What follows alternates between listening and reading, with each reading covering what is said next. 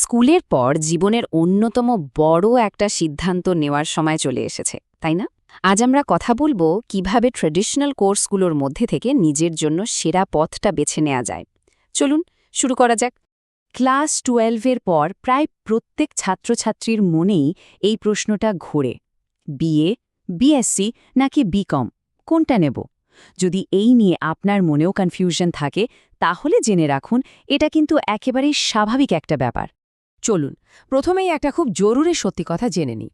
সেরা সিদ্ধান্তটা কিন্তু বাইরের চাপ থেকে আসে না, আসে নিজের ভেতর থেকে। মানে কে কি করছে বা কোনটা এখন খুব চলছে সেদিকে না তাকিয়ে নিজের আগ্রহ, নিজের স্কেল আর ভবিষ্যতের লক্ষ্যকে গুরুত্ব দেওয়াই কিন্তু সবচেয়ে বুদ্ধিমানের কাজ। আচ্ছা, আমরা যে এই ট্রেডিশনাল বা প্রথাগত কোর্সগুলোর কথা বলছি, এগুলো আসলে কি? সহজ করে বললে এগুলো হলো সেই সব একাডেমিক প্রোগ্রাম যা বহু বছর ধরে উচ্চশিক্ষার ভিত তৈরি করে আসছে। এগুলোর মূল উদ্দেশ্য হলো একটা বিষয়ে আপনার জ্ঞান আর অ্যানালিটিক্যাল স্কিলকে মজবুত করা, শুধু চাকরির জন্য কিছু দক্ষতা শেখানো নয়। এই কঠিন সিদ্ধান্তটা নিতে আপনাকে সাহায্য করার জন্য আমরা এখন একটা ফ্রেমওয়ার্কের কথা বলবো। এটাকে ভাবতে পারেন আপনার পার্সোনাল ডিসিশন জিপিএস-এর মতো, যা আপনাকে সঠিক পথে চালিত করার জন্য 3টে গুরুত্বপূর্ণ সিগন্যাল দেখাবে। এই সেই 3টে সহজ ধাপ। প্রথমে নিজের ইন্টারেস্টটা খুঁজে বের করা, তারপর নিজের স্কিল বা দক্ষতাগুলো কি কি সেটা চেনা, আর সবশেষে নিজের ক্যারিয়ারের গোল বা লক্ষ্যটা ঠিক করা। ব্যাস, এই 3টা জিনিস মিলিয়ে নিলেই কিন্তু সঠিক রাস্তার একটা ম্যাপ তৈরি হয়ে যাবে। প্রথম আর সবচেয়ে জরুরি ফ্যাক্টর হলো ইন্টারেস্ট। একটু ভেবে দেখুন তো, কোন সাবজেক্টগুলো পড়তে আপনার সত্যি ভালো লাগে, কোনটা নিয়ে ঘন্টার পর ঘন্টা ঘাঁটতেও বোরিং লাগে না। মনে রাখবেন যে পড়াশোনায় আনন্দ আছে, সেখানেই কিন্তু লং টার্ম সাকসেস লুকিয়ে থাকে। এরপর আসে স্কিল, মানে এমন কিছু কাজ আছে যা আমরা হয়তো অন্যদের চেয়ে একটু সহজে বা ভালোভাবে করতে পারি।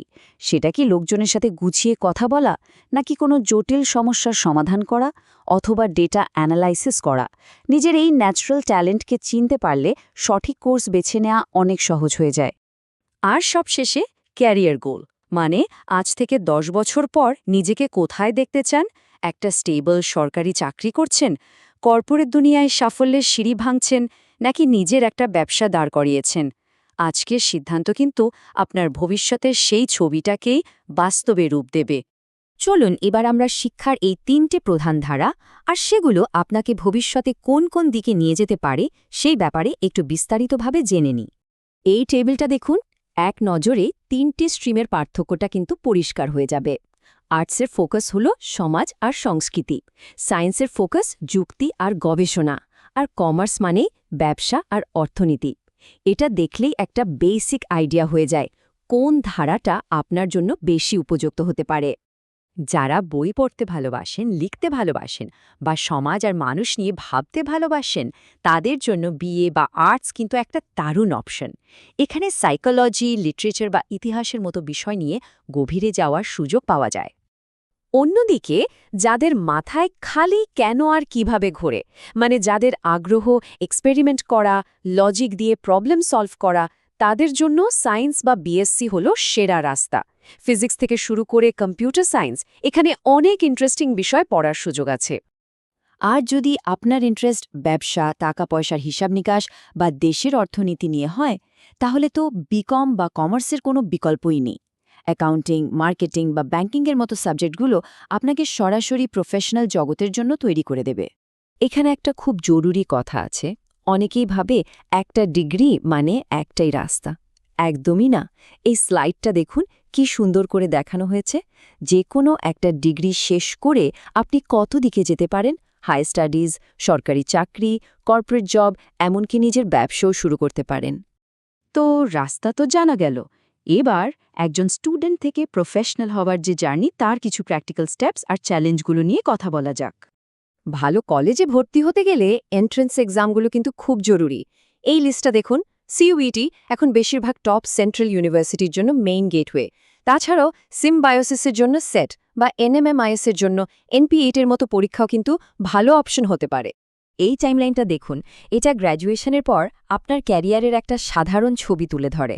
প্রথম কয়েকটা বছর হলো স্কিল বাড়ানোর আর অভিজ্ঞতা জমানোর সময়।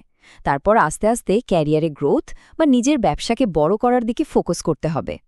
সঠিক পদ বাছার সময় কয়েকটা কমন ভুল কিন্তু একদম করা চলবে না। যেমন, বন্ধুরা যা করছে আমিও তাই করব, এই ভাবনাটা খুব বিপজ্জনক। বা শুধু কোনো লাইনে গেলে বেশি টাকা পাওয়া যাবে, সেটাও ভাবা ঠিক না। আসল কথা হলো ডিগ্রির সাথে সাথে প্র্যাকটিক্যাল স্কিলও বাড়াতে হবে, আর প্রথম থেকেই একটা প্ল্যান নিয়ে এগোতে হবে। এত আলোচনার পর আমরা এবার একেবারে ফাইনাল পয়েন্টে চলে এসেছি। সাফল্যের সেই সহজ ফর্মুলাটা কি, যা এই পুরো ব্যাপারটার সারমর্ম? আর এই হলো সেই ফর্মুলা। আপনার আগ্রহ, আপনার দক্ষতা আর আপনার কেরিয়ারের লক্ষ্য, এই তিনটে জিনিসকে যখন একসাথে মেলাতে পারবেন, তখনই আপনার জন্য সেরা কোর্সটা খুঁজে পাওয়া সম্ভব হবে। তাই আসল সিদ্ধান্তটা আপনাকেই নিতে হবে, এই তিনটে জিনিস মাথায় রেখে। শেষ করার আগে শুধু একটাই কথা মনে রাখবেন, এটা আপনার কেরিয়ার, তাই সিদ্ধান্তটাও আপনার। অন্যের কথায় প্রভাবিত না হয়ে ভালো করে রিসার্চ করে, আর সবচেয়ে বড় কথা, নিজেকে চিনে যে সিদ্ধান্তটা নেবেন সেটাই আপনাকে অনেক দূর নিয়ে যাবে। বিজ্ঞতার সাথে বেছে নিন আর নিজে ভবিষ্যৎ নিজেই গড়ে তুলুন।